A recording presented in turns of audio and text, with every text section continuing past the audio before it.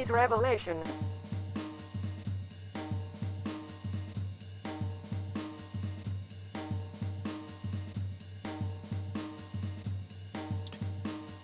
Hey everyone, welcome. It is Tuesday, February 10th. Thanks for joining me today.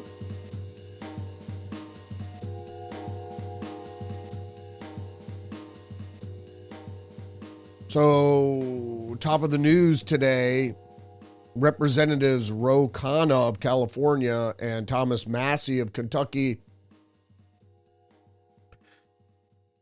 got to view some of the redacted names in the Epstein case. And what did we find out? Well, they may be announcing these redacted names on the House floor. Also, we're going to dive a little bit more into what happened in the Super Bowl halftime show, the Bad Bunny episode. And we're going to start out with the word of the day, which is very appropriate.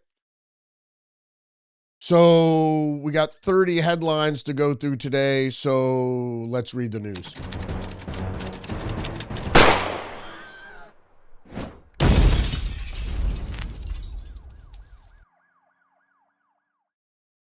We're going to start out with the word of the day, deculturate, which is a transitive verb, which means to deprive of culture or cultural attainments.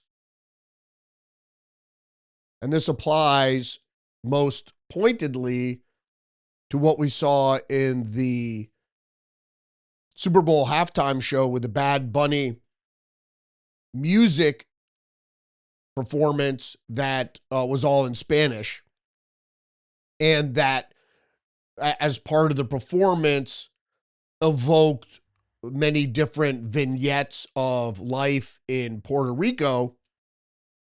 And most people took this, and with all the messaging in there, as being pro-illegal immigrant. But first, we have some other breaking news stories today. First up from the Wall Street Journal, Trump to repeal landmark climate finding in huge regulatory move would reverse legal determination that greenhouse gases threaten public health. Now, you might know there's a lot going on with the rollback and the removal of the United States from things like the Paris Climate Accord and others. Because if you didn't know, as far as scientific evidence is concerned, that greenhouse gases, as it were, or the greenhouse gas effect, or the greenhouse effect, is not necessarily anthropogenic, which means caused by humans. There is pollution. I know there's pollution. Pollution isn't good for the environment. But the idea that somehow this human pollution is causing catastrophic climate change isn't supported by science, and the everyday consumer shouldn't be penalized.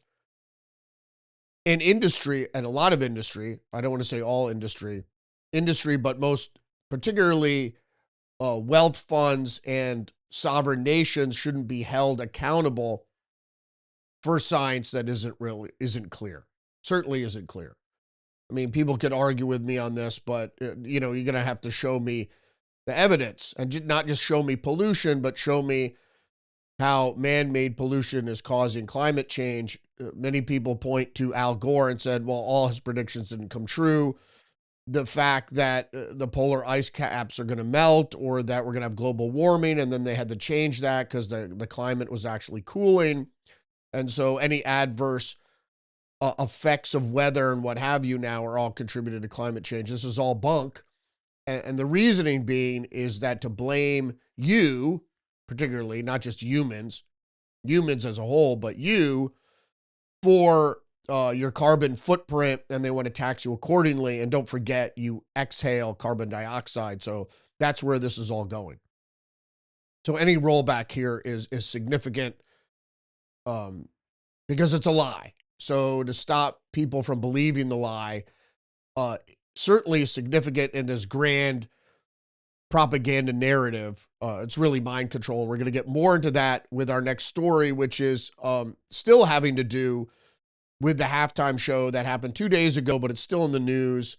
It was sort of eclipsed more or less by this meme that Donald Trump published with the Obamas as gorillas or something like that. And if it's taken out of context, yeah, you could say, well, that's racially insensitive. But if you look at the whole video meme, which it was just the first second of which was the Obamas, if you take it in full context, it's not that racist. But that aside, I'm not supportive of that imagery for whatever, but to get all your panties in a bunch over it is overly sensitive, certainly. And there's still free speech in this country. So let's move on to the next story from the Post Millennial. TPUSA's All-American Halftime Show becomes highest watched U.S. YouTube live stream with 6.17 million concurrent viewers. Based on tonight's success, we have committed to running it back again next year. The All-American Halftime Show will be back in 2027, according to TPUSA chairman and the Charlie Kirk show host. I forget his name, but it's the organization he speaks for. And that's good, because if we're still going to be inundated with propaganda at the most watched TV event,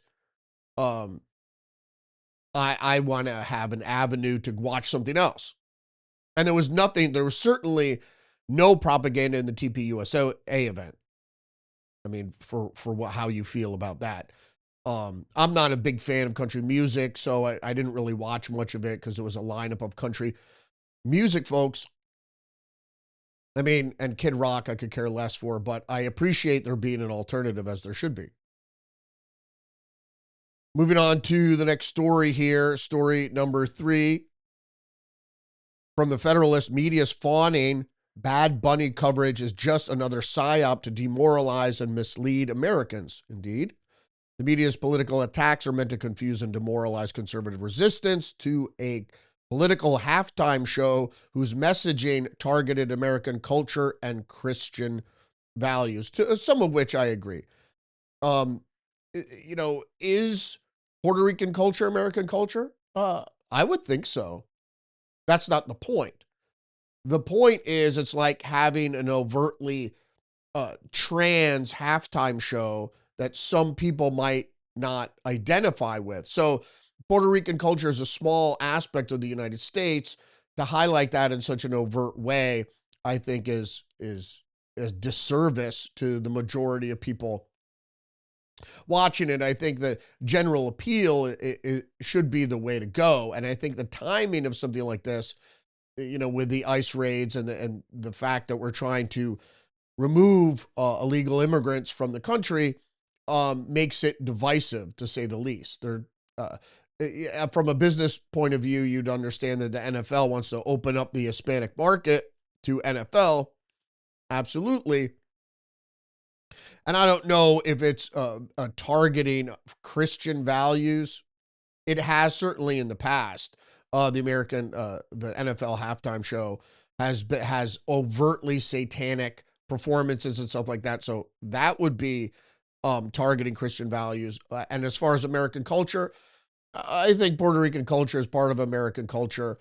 But the fact that it was so overt and political, even though they claimed it wasn't political, was problematic for me, certainly. Not overtly political, they say. And yet another episode of Leftist, it didn't happen.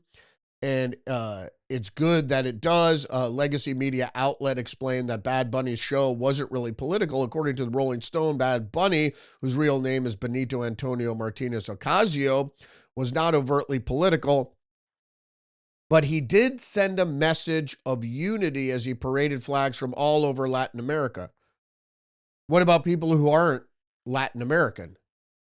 Is that unity for people that aren't Latin American?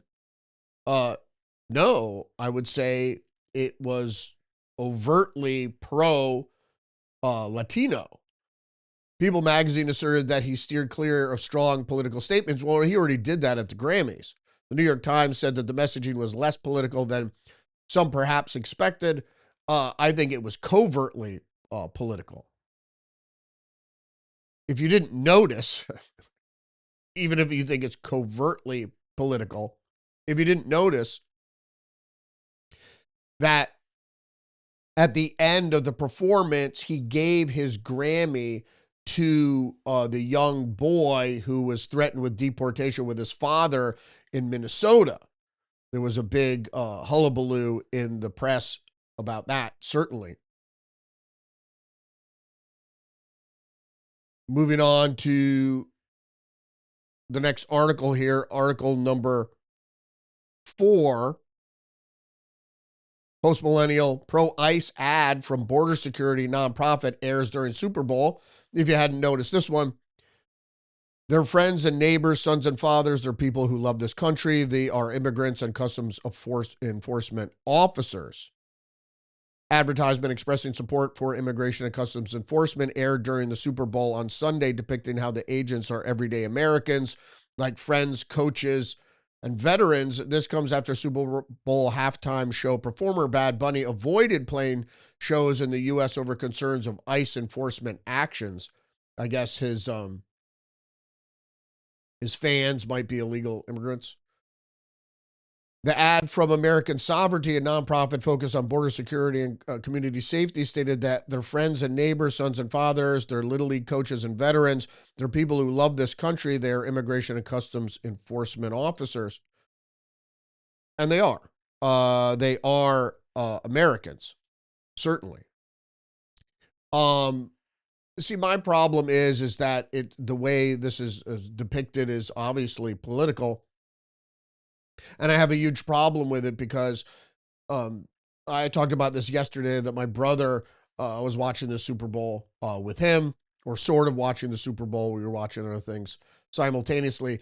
But the issue was that, he said ICE aren't really police. And it's so bizarre because realistically, they're performing legitimate law enforcement action. You might not agree with it, but this idea that they're not, or that somehow they're the secret police, they're not. They're operating overtly. A face is covered for obvious reasons, because they're being targeted and doxxed and threatened. So I wouldn't call them secret police. Secret police don't have the names that they're police. They're not identify themselves as such. I wouldn't consider them secret police at all.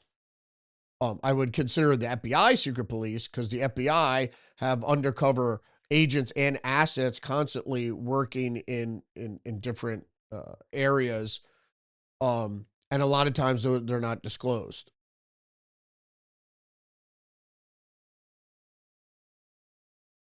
Next headline up here is story number 5 from PJ Media. Did you catch all the MK Ultra moments at the Super Bowl? NFL is no longer a stranger to the New World Order's woke codswallop, and Sunday Super Bowl, 30? Was further proof that we, the people, can't even watch a football game without reptilian elites trying to control our every move. The NFL decided to be all biggity, and someone sing the totally not divisive black national anthem because nothing stops racism, like telling black folks they need their own anthem, because the real national anthem, and I would have to say the real national anthem, the United States national anthem, doesn't apply to them. See, there is some commonality that people have to understand, and if you want to fight divisiveness, is if you're a citizen in this country, we're all Americans. Say that's the common thread. The commonality is we're all Americans. Also, we're all human. So if you take those two commonalities, you could fight divisiveness by saying, because people always ask me, how do you identify? If you don't identify as white, how do you identify? Well, I identify as human. And I identify as an American because that's where I live. You know, you should always want to bolster the geography where you live, whether it's your municipality, your state, your country, because that benefits you directly. Doing things that are against your better interest is an anathema to most people. So his tragically subtle message, embrace illegal immigrants. Indeed, that's exactly what it was, particularly Latinos. With the majority of illegal immigrants in this country are, in fact, Latinos. But there are others. There are Haiti and other Africans and Europeans and Asians and all sorts of different folks that are here illegally. But the majority are Latino. So that was the whole point. The NFL wants to open the Latino market, but also the political message was, in fact, we should just allow people that come over the border illegally or however they come here, whether they're asked to or permitted to or not, should be able to stay. Goes on to say, not to mention, I saw this as a middle finger to America and a bit of a harbinger. Hola, gringos, this is your future, which I guess was part of the show. And then at the very end, he showed the football, which is supposed to be unifying. Together we are America. Together we are America. Bad Bunny held up a football at the end of the Super Bowl halftime show. Together we are America. Right. Who? Americans? You know, the people that live in this country don't necessarily have an allegiance to America, and that's the issue. Is you have to be for America and whatever's America, however America is represented. You don't always have to agree with it, but certainly constitutional aspects of individual liberty. If you don't like those sorts of things, then maybe you should go live somewhere else. Because that's what you should rally around, what America means, which is based on freedom and liberty, not any other culture other than freedom. You're free to do whatever you want here as an adult. That's the point. All right, the post-millennial. Story number 6, man accuses Florida bar manager of being a racist for making the switch from Bad Bunny to TPUSA All-American halftime show. The St. Pete, Florida bar and the Zoo Sports Club have promoted the Super Bowl watch party on social media. Left-wing customer at a bar called the manager racist for choosing to air the All-American halftime show put on by Turning Point USA. Footage that went viral on social media after the Super Bowl showed a left-wing customer berating the manager of the bar. Let's see if we can't play that.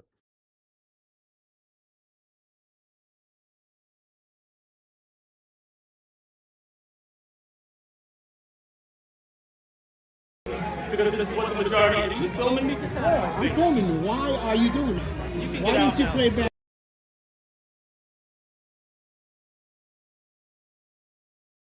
Get out. Because the majority. I'm gonna pay. Get out. I'm gonna pay. I came here for the halftime show. The whole experience. Why aren't you playing Bad Bunny at the halftime show? Because I put this halftime show on. Because this is what the majority. If you filming me, yeah, I'm filming you. Why are you doing that? Why didn't you play Bad Bunny? Because the majority. I'm gonna pay. Get out. I'm gonna pay first. Luke, this is why. I gotta pay first. This is why I said no. I gotta pay first. But I'm asking a question. I'm not being violent. Yeah, I gotta pay first. I shouldn't pay because I came here for the full experience. What's your tab under? Choice of which show to put Super on. Bowl experience. Okay, what's your tab under? All right? I came here for the full Super Bowl experience. Are you the bouncer? Are you the manager? Are you the bouncer or the manager? He's the manager. All right, I'm speaking to him, not Yeah. you. You do what you do, and I talk to him. You don't I tell him came what here to for do. the Super Bowl experience. The full Super Bowl This is the experience. halftime show. This is not the halftime It show. is the halftime show. No, this is not. This It's is called not. the halftime show.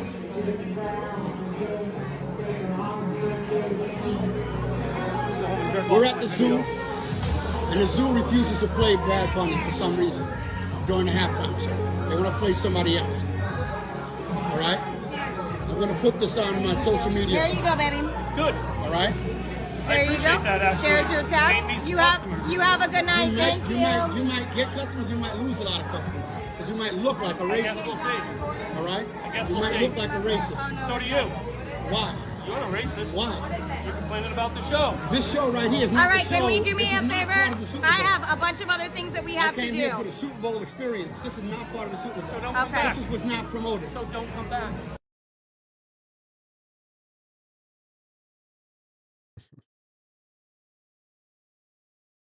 All right, there you go.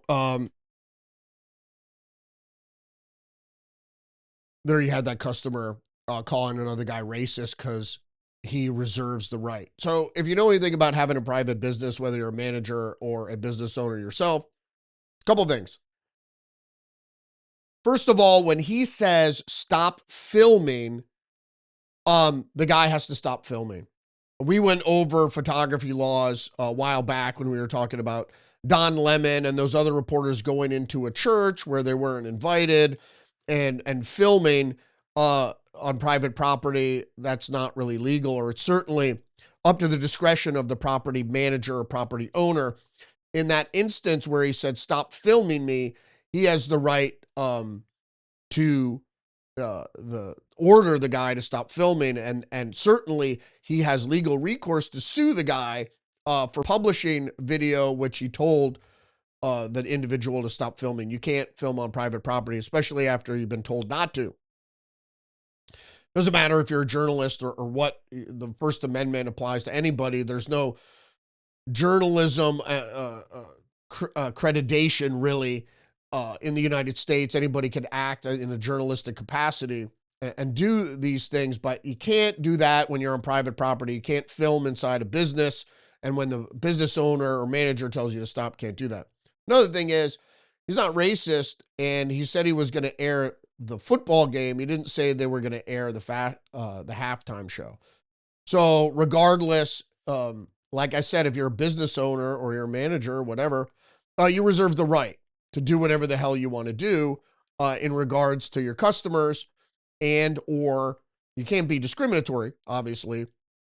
But however you want to conduct your business, if you want to play a different halftime show, you could play a different halftime show. And the fact that that guy was all incensed, he didn't really care about the game as much as the Bad Bunny. I mean, it's like, dude, you just pull out your phone and watch it on your phone. Why have to cause a scene? Obviously, because he has been drinking. Like I said, it's a private company. So going back to the article, absolutely ridiculous. The lack of self-awareness is almost impressive. If a Latin halftime show is enough to send you scrambling for political propaganda, maybe hosting the Super Bowl isn't your lane. Political propaganda. People came for food and drinks and football, not a tantrum dressed up as a statement. Congrats on turning a universally fun moment into an awkward eye-rolling experience. Won't be back, the negative reviewer said. Others were more supportive of the move from the bar. The bar just got a 5-star Google rating, and a user posted on X in response to the video. Guy accuses bar owner of being racist for choosing the All-American halftime show over Bad Bunny, because there is some discrepancy there. Like I said, the bar owner reserves the right. It's wrong for to confront the manager of an establishment or the owner, what have you, because you don't like what he's playing on the TV. It's free association, and you could just go somewhere else or watch it on your phone. To call the guy racist it's not racist, because you want to watch the TPUSA. Maybe he's a conservative bar owner. Maybe it's a conservative bar, and you didn't really know till what happened. I saw some guy at the bar there wearing a MAGA hat, and it was Florida. So maybe you should have went, more to a more liberal, progressive establishment or a place that was Latino owned, and then you'd get your Bad Bunny. All right, moving on. Post Millennial again, Kid Rock's Till You Can't overtakes Bad Bunny for top slot on iTunes. Kid Rock's rendition of the song sat at the top of the slot as of Monday afternoon, followed by the original version of the song performed by Cody Johnson at number 2 and Bad Bunny's DTMF at number 3. Just goes to show you where a lot of the sentiment lies. The liberal media wants to make you think that the majority of people in America support this leftist progressive POV. They don't. Because that's the thing about America. You could decide what your POV is, and you don't have to subscribe to what you're being told what. And it's very slick. It is a sort of mind control. They make it seem like this is what everyone's doing. And so you feel compelled from peer pressure to, go along, to get along. Especially women, more women have the personality trait of being agreeable. And so that's a very slick psyop to make it seem like the majority of folks feel this way, when that's not really the case. It's well below 40%. Liberal point of view is like 37 something. And they constantly skew the polls to make it look like the country is evenly split. It really isn't. And Donald Trump's overwhelming victory showed that. Okay, moving on. Just the news, federal judge stops California ban on ICE agents wearing masks from taking effect. Federal judge in Los Angeles on Monday temporarily blocked California from enforcing its new law that bans federal officers from wearing masks while on duty, ruling that the state law violated the Supremacy Clause. Indeed, it did. But Judge Christina Snyder, who was appointed by former President Bill Clinton, ruled that no secret police law discriminated against federal agents in its current forms because it does not apply to state and local officials as well. The court finds that federal officers can perform their federal functions without wearing masks. However, because no secret police act as presently enacted does not apply equally to all law enforcement officers in the statute, it unlawfully discriminates against federal officers, which basically means is that they said their state and municipal officers can wear masks if they choose to do so, but federal officers can't. And besides the point, the majority of death threats and threatening and doxing is happening to federal ICE officers, so they're even more inclined to be masked than your municipal or state police.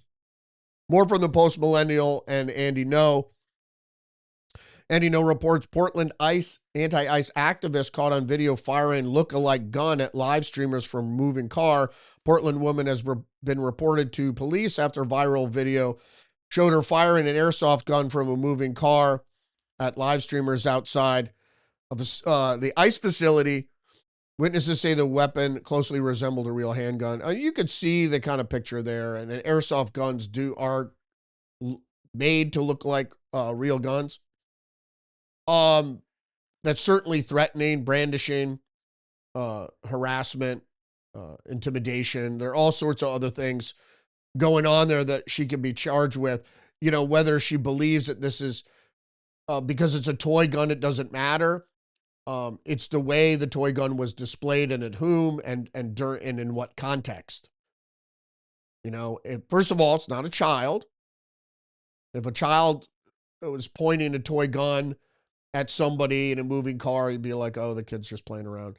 This was done by an adult, specifically meaning to intimidate and harass reporters, people conducting their First Amendment rights.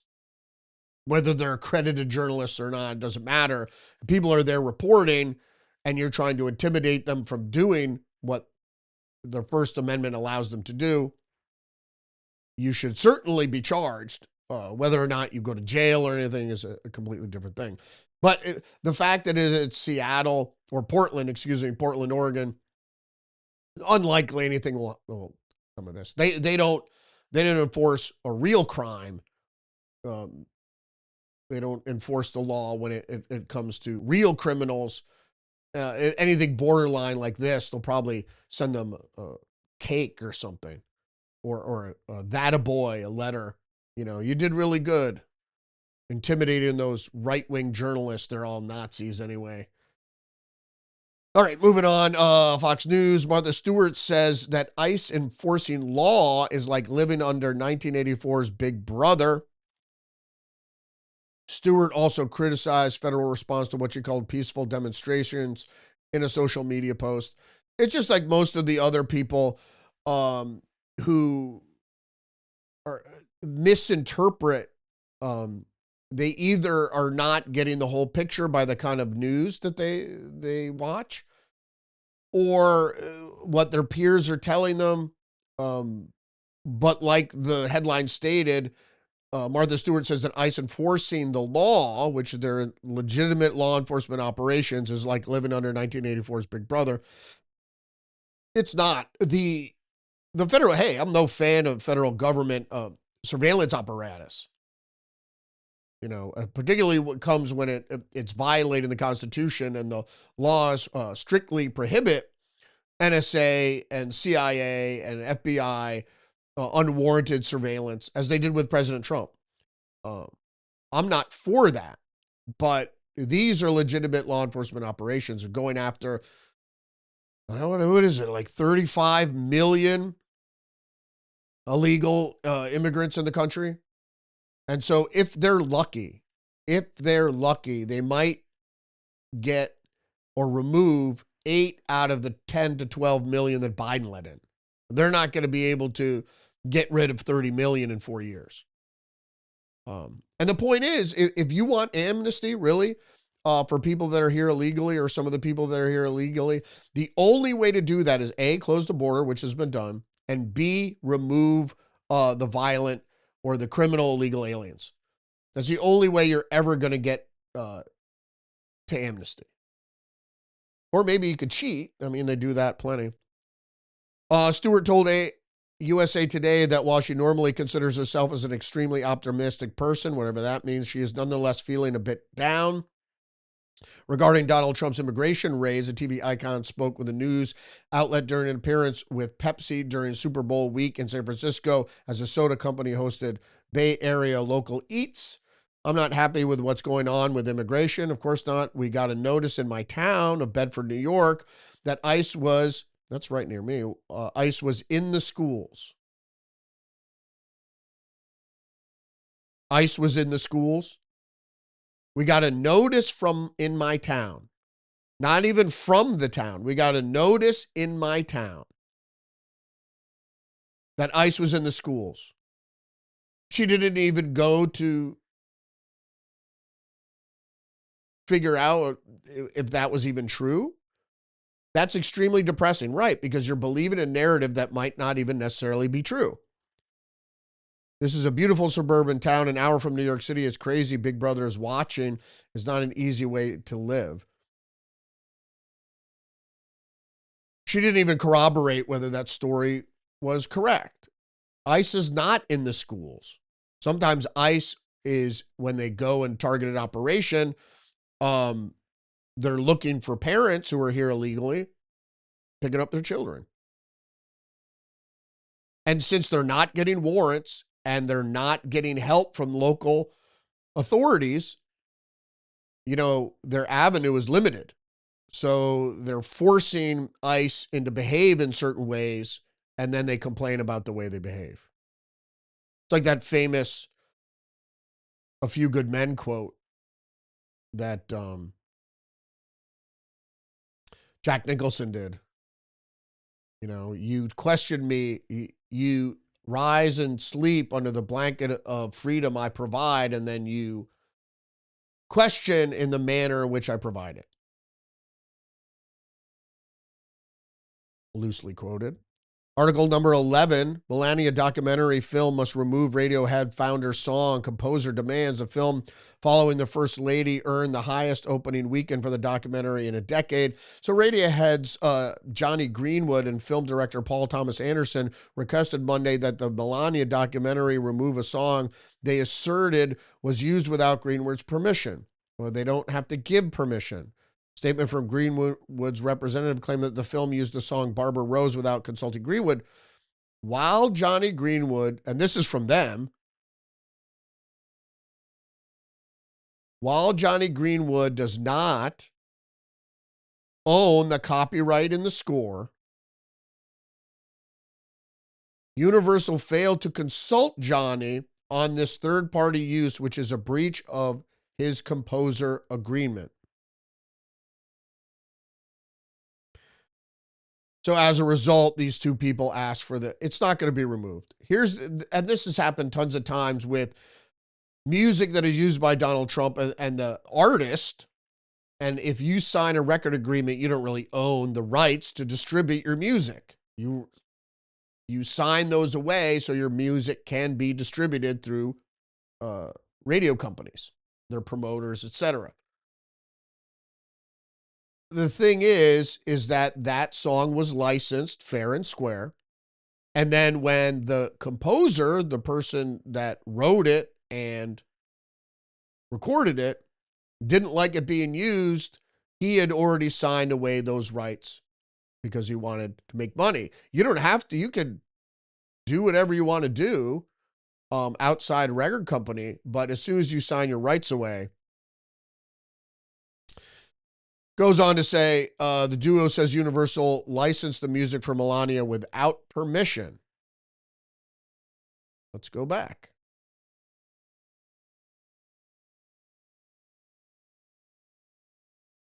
Universal failed to consult Johnny on his third-party use, which is a breach of his composer agreement.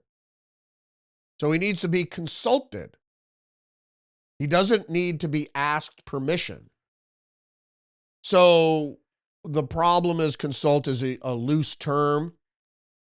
And a lot of times when art projects are in the works, and especially if they're controversial, they say we're doing a documentary on Melania, and they go, okay, they didn't know it was going to be positive. I'm sure if the documentary was negative, they would have allowed the music, right?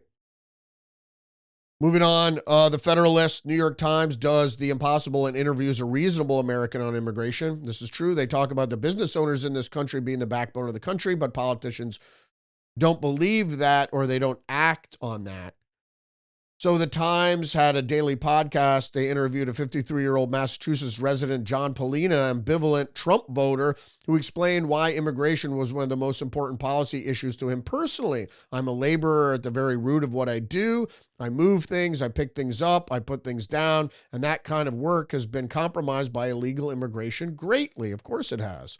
Polina went on to say that he started working in construction at a young age several decades ago, and that as time went on, his wages were driven down by illegal aliens who were entering the same line of work. Of course they are. But all manual labor is dominated by illegal aliens. But at a lower cost to employers, and as I was getting paid less and less because I was competing against people who were hired because it costs less to hire them or employ them because they're illegal, that bothered me. And then when I become a Mason, and I started building, I found that I was competing with companies that did that practice, hire illegal immigrants. But people are getting away with it, and I'm competing against them. Of course, and he went on to say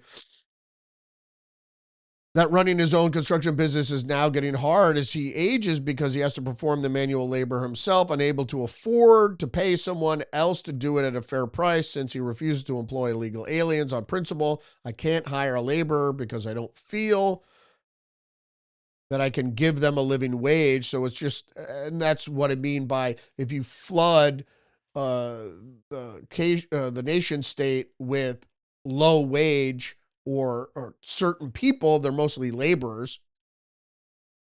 You know, you don't need an education to be a laborer. He can't hire laborers because he can't pay them a living wage because the wage has been driven down, and that only people that are here illegally tend to work for the low wage. Substandard wage is what it really is. So it's just me doing the work, which is beating me up quite a bit, he goes on to say, but I'm trying to stay in shape, and I keep going. So good for the New York Times to interview somebody that's been affected adversely by illegal immigration. And also, as I stated recently, that other people have to compete for social services. And then also your kids' schools are flooded with the children of illegal immigrants. And so the teacher could spend less time with your kid because it has to spend time with these kids that can barely speak English and that don't really learn as well. Not because because they're Latino, but because maybe their previous schooling has been subpar and there might be a language barrier. Okay, in any case, moving on. Just the news, federal appeals court hands Trump big win, ends protections for migrants from 3 nations. Liberal-leaning federal appeals court in California on Monday night unexpectedly sided with the Trump administration by allowing Homeland Security Secretary Kristi Noem to end temporary protected status for migrants from 3 countries. The San Francisco-based Ninth Circuit Court of Appeals issued an order freezing a lower court ruling that would have vacated Noem's decision to end protections for immigrants from Nepal, Honduras, and Nicaragua. Noem had argued that the grounds for the temporary protected status had no longer existed because they were tied to specific events that happened years ago, and the DHS has argued that the designations were designed to be temporary. All true. Oh, but she's the evil Ice Barbie. It's reason and law versus cuckoo subjective brainwashing thinking. Just because you don't like something doesn't mean you even have intellectual ground to stand on. Not liking something, if you're thinking emotionally, you're off base already.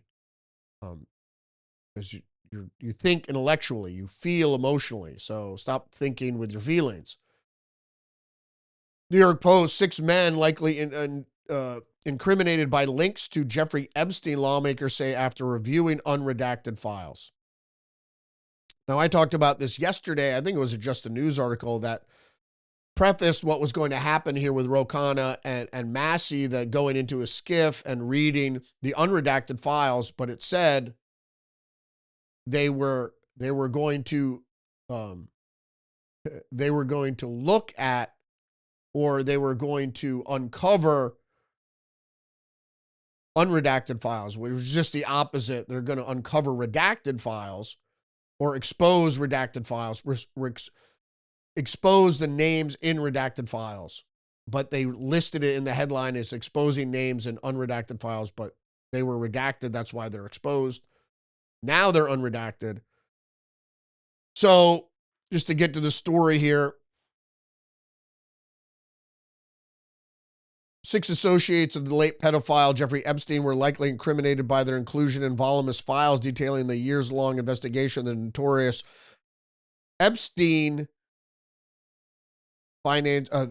Jeffrey Epstein. Representatives Ro Khanna and Thomas Massie told reporters Monday after reviewing documents of the Justice Department, we went in there for 2 hours into the skiff, right? There were millions of files, and in a couple of hours, we found 6 men whose names had been redacted who were implicated in the way that the files are represented.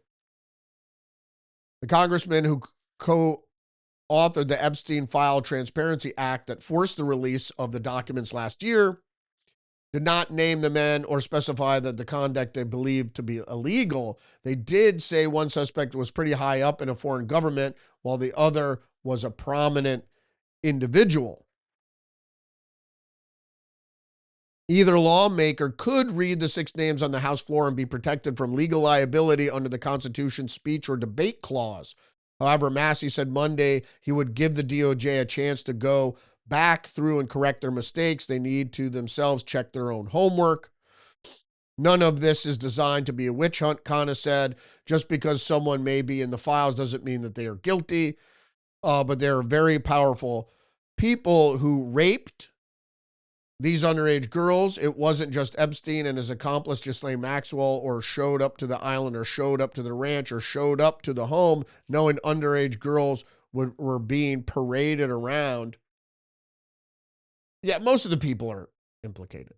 There's some evidence to suggest that some scientific things being discussed had nothing to do with underage girls. However, Jeffrey Epstein continually used this in every context to be able to lure people that might have not have been looking for this to be engaged in it, so he would have blackmail material. More with Epstein. National Review, the Epstein files threaten to topple Keir Starmer's Labor government. So I think that that's who Ro Khanna and Thomas Massie were talking about when they said one high-level official of a top foreign government. I think they were referring to Keir Starmer. Now, Keir Starmer has a very sordid past when it comes down to pedophilia. Why? I'm going to get to that right now. But first, from the National Review, Prime Minister Keir Starmer's Chief of Staff, Morgan McSweeney, resigned under pressure on Sunday. After all, it was his decision to recommend the appointment of Peter Mandelson to lead the British diplomatic mission to the United States. Who's Peter Mandelson? Well, apparently, Peter Mandelson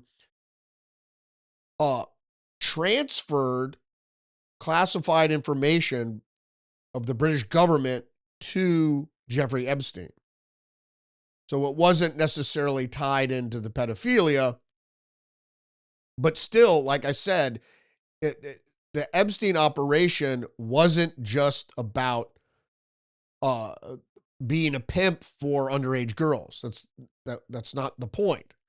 The point was getting underage girls to compromise individuals to then make them more pliable for really what amounts to be espionage. So you have to understand the full picture. I mean, everybody loves the sordid details of pedophilia and involves sex and all that. But the real thing here is information. And if you know anything about the top strata of the corporate oligarchy, it's all about information. How do we get into people's heads? How do we get to know what people know and that we want to know? It's all about understanding, and that's the thing with predicting the future and the whole thing. They want to be omniscient. They want to be like God. Getting back to Keir Starmer, though, offender database. Keir Starmer and Jimmy Savile avoiding prosecution by CPS. And that's not Child Protective Services. That's the Crown Prosecutorial Services, I believe. It's like the DOJ here in the United States. Keir Starmer and Jimmy Savile. In 2026, the question of institutional accountability continues to fuel intense debate, particularly regarding the historical link between the Crown Prosecution Service and Jimmy Savile. While official reports focus on administrative processes, the range and critical perspectives and media outlets have questioned Keir Starmer's leadership during his tenure as Director of Public Prosecutions, in which he helped avoid any conclusion to the Jimmy Savile pedophilia idea. Jimmy Savile was the Jeffrey Epstein of the 1960s, 70s Britain. In any case, for criticism, the primary argument used by critics is one that leadership accountability, while it is verified that Starmer was not the specific reviewing lawyer who made the decision to drop the 2009 case against Jimmy Savile. During a 2022 parliamentary session, then Prime Minister Boris Johnson famously accused Starmer of failing to prosecute Jimmy Savile while prosecuting journalists. This sparked a massive national conversation. Indeed, it did. Goes on to say that the destroyed files, a point of significant contention is that the original CPS files related to the 2009 Savile decision, this is after he died, by the way, were destroyed in 2010. While CPS stated that this was standard data retention policy, critics have used this lack of a paper trail to suggest lack of transparency or deliberate attempt to move past the failure. Time and time again, people were implicated, just like with Jeffrey Epstein, people were implicated with association with not only association with Jimmy Savile, but the association with what was seen as an underground pedophile network that was, some say, led by Jimmy Savile, but Jimmy Savile was a part of, including, they also talk about the royal family. But time after time, when leaders of municipalities and police departments were implicated, the evidence seemed to just go away. Scope of the investigation: the Surrey police investigated 3 allegations. 2 involved former pupils at a Duncroft-approved school in the late 1970s. These are children that were raped by Jimmy Savile, apparently, and 1 involved an incident at Stoke Mandeville Hospital in approximately 1973. That was when a child in a hospital was assaulted. Sussex police investigated 1 allegation involving an indecent assault on an adult woman in 1970. I believe that was also in a hospital where supposedly Jimmy Savile raped an elderly woman when she was in her hospital bed.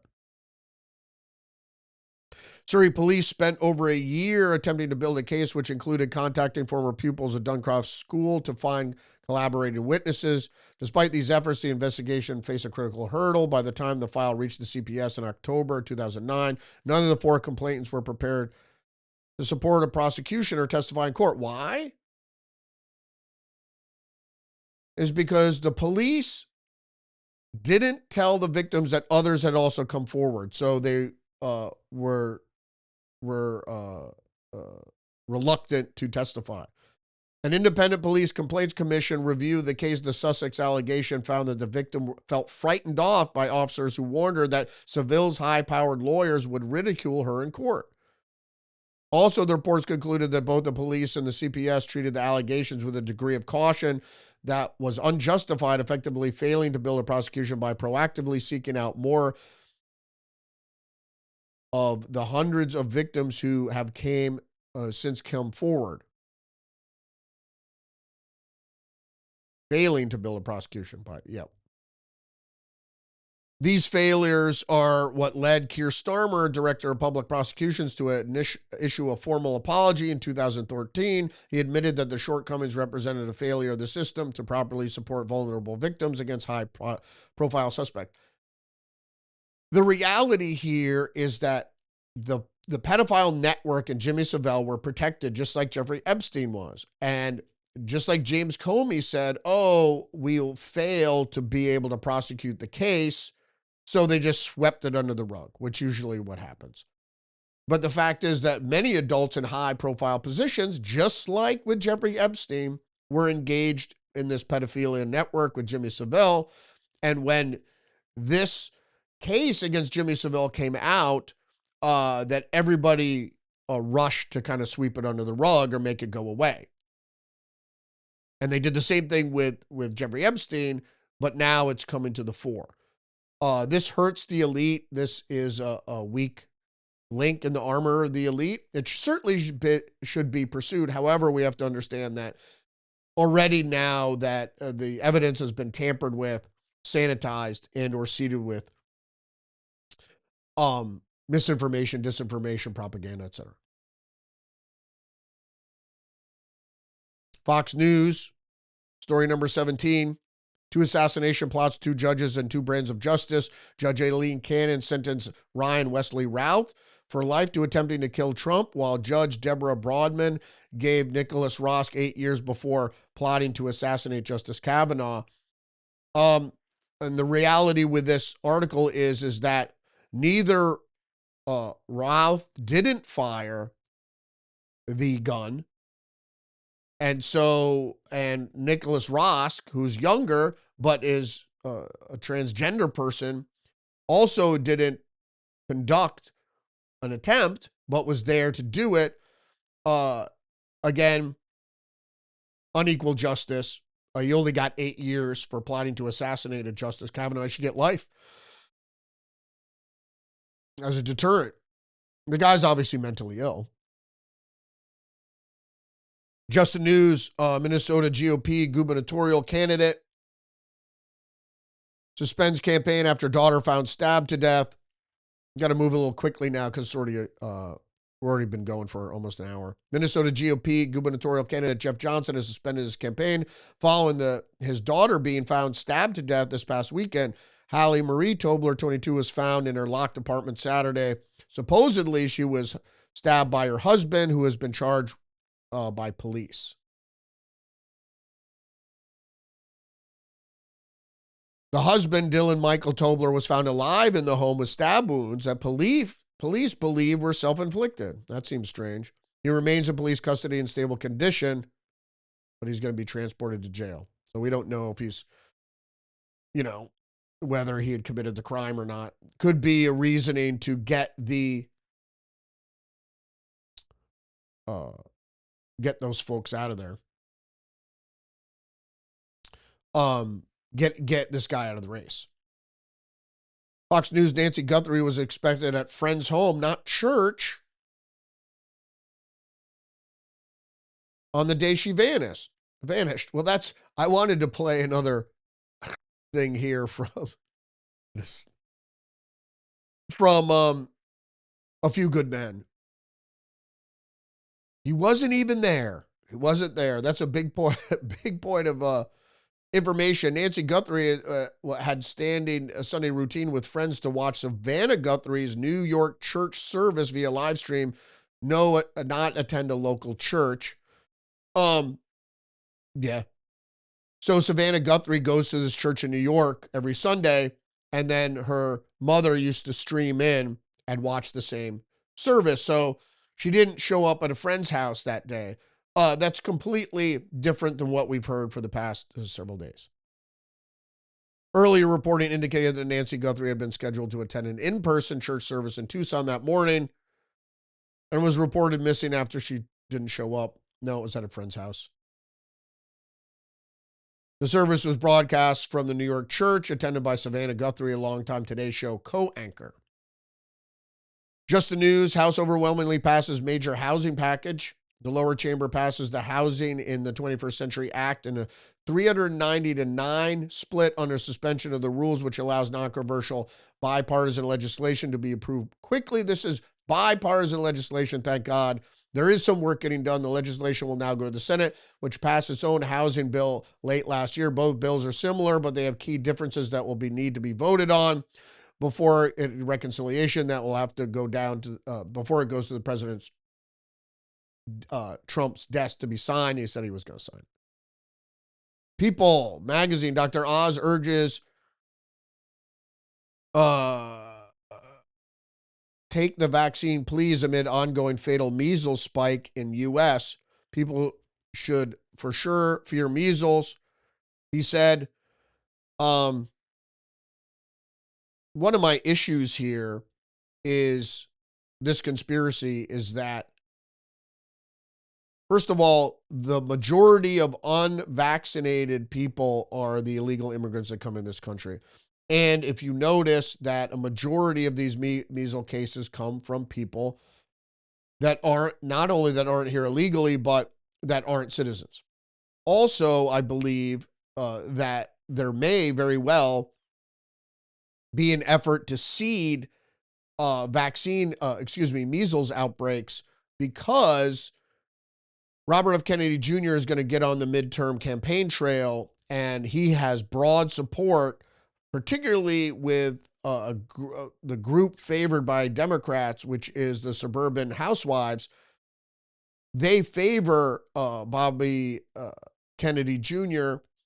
and his Maha movement, and they're trying to stain that movement by having this measles outbreak. They tried to do this during the campaign too. But the fact is, most people are immunized. So the fact is, it can't spread very readily.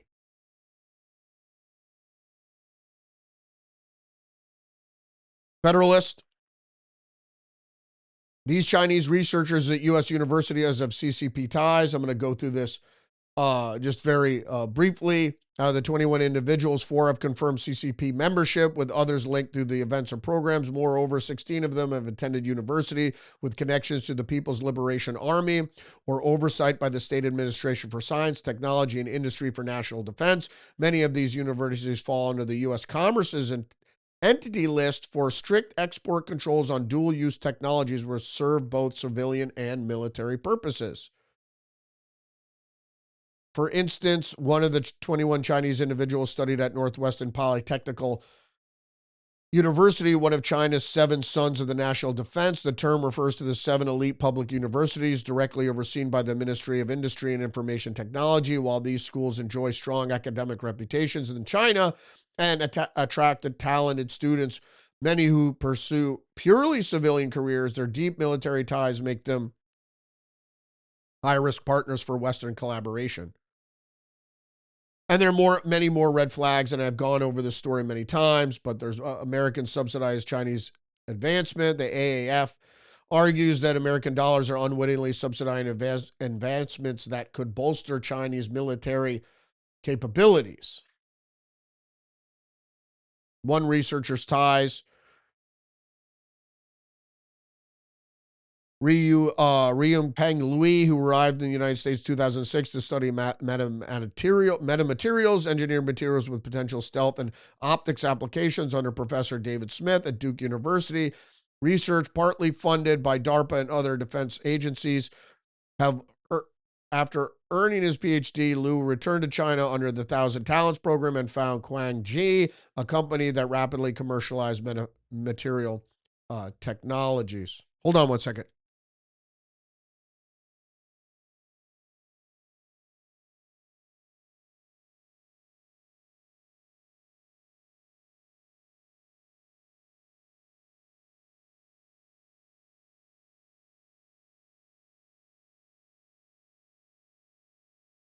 Sorry about that. So, Professor Smith and the FBI sources have expressed concerns that the proprietary knowledge and designs from the Duke lab were transferred without authorization. Of course they were.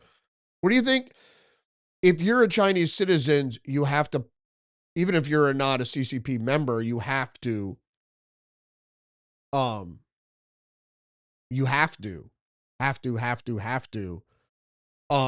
spy for the Communist Party. Preserving the openness it's the balancing between preserving the openness that fuels scientific progress while defending national interest against a determined adversary, which is China. New headline, just the news. Chinese scientists embraced by U.S. colleges worked with Chinese military-linked firms. This is story number 23.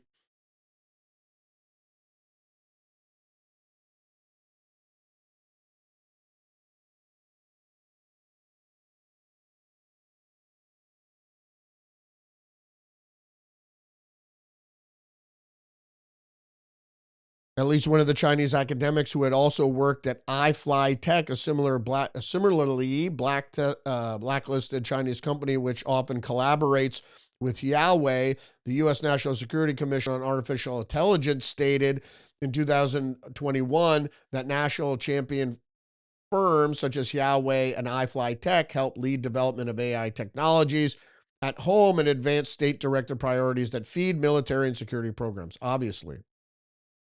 The Congressional Executive Commission on China said in 2019 that Chinese security authorities have continued to work with domestic companies, including Huawei and iFlyTek, to expand the reach and analytical power of the government surveillance systems. And also, I want to say that Huawei had a national contract to build telecommunications infrastructure that was banned by the United States government because, well, they're part of the Chinese communist state. And if you know how communism works, that's how communism works. The state is above everything, and you have to contribute to the state. And everything you know, you have to tell the state. And then there's no line between, because the state owns a controlling share of every company in communist China. And so whatever a company does, there's no separation between business and the government. It's all one entity. And so anything that flows into any company there is obviously accessed by the Chinese Communist Party. Article number 24, Zero Hedge, at least 112 USAF C-17 aircraft headed to the Middle East. Desert Storm levels. What does this mean? Well, the Globemaster military transport and cargo planes, those always precede any other movement of aggressive attack weaponry, because you have to move all the support stuff into the region, whether this is a feign by the United States or we're going to go to war with Iran. In any case, is pretty troubling. Daily Express, U.S. orders vessels to avoid Strait of Hormuz after Iran threatens massacre. Last week, tensions in the Persian Gulf escalated after a ship flying an American flag outran an effort by armed Iranian gunboats to halt it. It doesn't look good. I don't want to go to war with Iran. I think this would be bad for the Trump and Republicans. But anything he could do otherwise, short of that, I would support. Thing is, like these regimes, they only listen to force. You know, whether it's Putin or it's Iran or whomever. Sometimes, you know, but could you have another limited strike? Sure. I think Trump is looking for a more sustained effort. So all those strikes may be limited to bolster that just in case. Because if, let's say, surface to ship missiles sank an aircraft carrier in the Persian Gulf or in the Strait of Hormuz, all bets are off. All right, Zohran Mamdani, New York Post, Zohran Mamdani disses Catholics by breaking decades of tradition and skipping Archbishop ceremony. Yeah, for over 100 years at least, the mayors of New York have attended, you know, a variety of religious things, and this Catholic ceremony of the Archbishop induction in New York City, for him to break this tradition, I think is a bad move by him. It made him seem as if he's more favorable towards Islam and not Christianity. I think it would have been wise for him to do that. But it just shows where his allegiances lie. He's a communist Muslim, which is very dangerous for the country. Not to mention the policies. It's not the fact that he's a communist Muslim. It's really the fiscal policies. All right, just briefly, the Associated Press, FBI says it's unaware of Savannah Guthrie's talking to her mom's suspected kidnapper.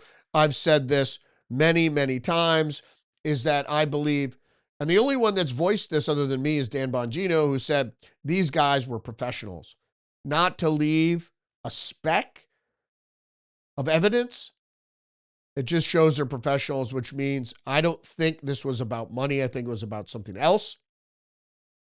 I believe it's a giant media distraction. Specifically, it will go past the end of this month because that's when the Clintons are scheduled to testify.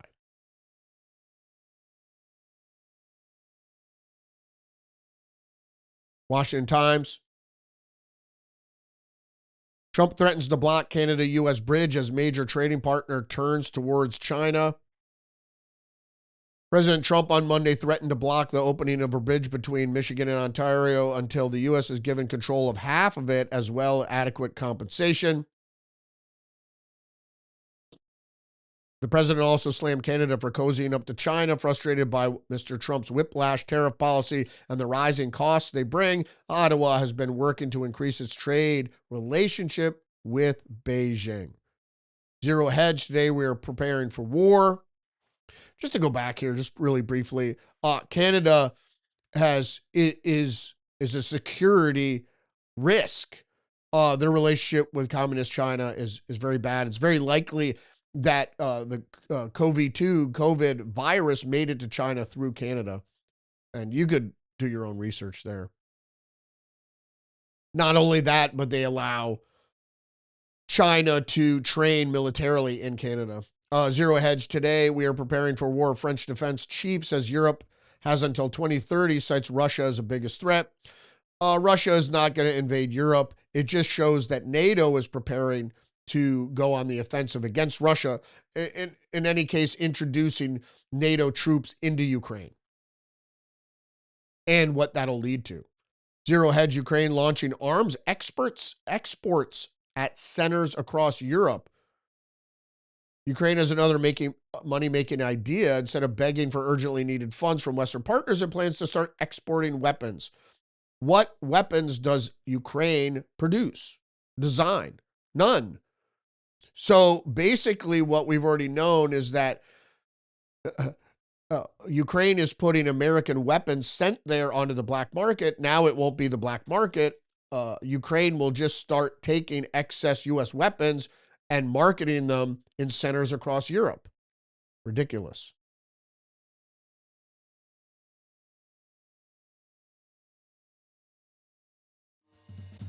Thanks for joining me today.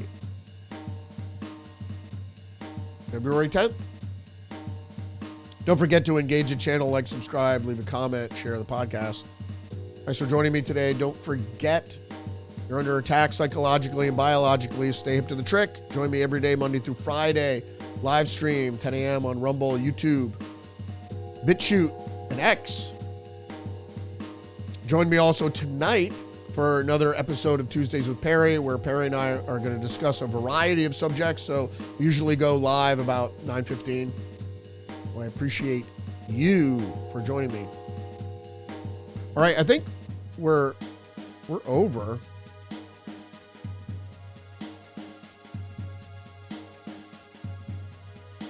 Over an hour. I try to get most of the headlines and all the analysis done within the hour, so we're over today. So excuse me for that. Thanks again for joining me. Hope to see you tonight. If not, I'll see you tomorrow. Respect.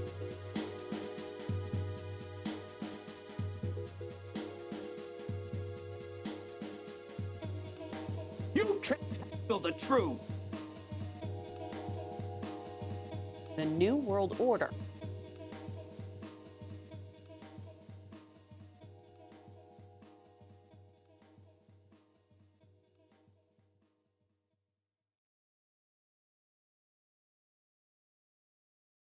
Less than 3% of you people read books.